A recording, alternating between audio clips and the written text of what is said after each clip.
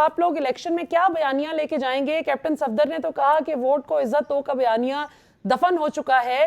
So what narrative is PMLN exactly going to take to the streets election में? बिस्मिल्लाहिर्रहमानिर्रहीम।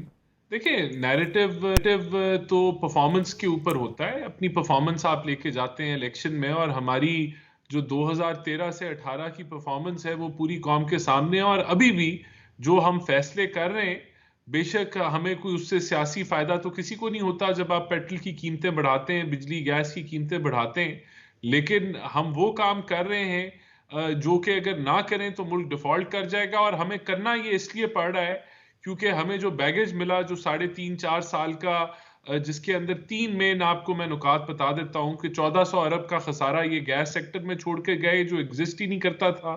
1100 अरब जो 72 सालों में पावर सेक्टर में खसारा बना, उसको ये 2500 अरब पे छोड़ गए। और इसी तरह पाकिस्तान की तारीख के सबसे ज्यादा कर्जे ये छोड़ के गए, और आईएमएफ के साथ एक ऐसा मुआहदा करके गए जिससे उन्होंने मुनहरफ भी हुए और मुल्क को एक रिस्क के अंदर उन्होंने डाल दिया।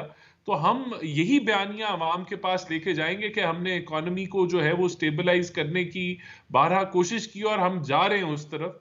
और ये जो जो जो एक 4 साल का जो मिस एडवेंचर था जिसको लॉन्च किया गया, वो मिस एडवेंचर जो है वो मिस फायर कर गया।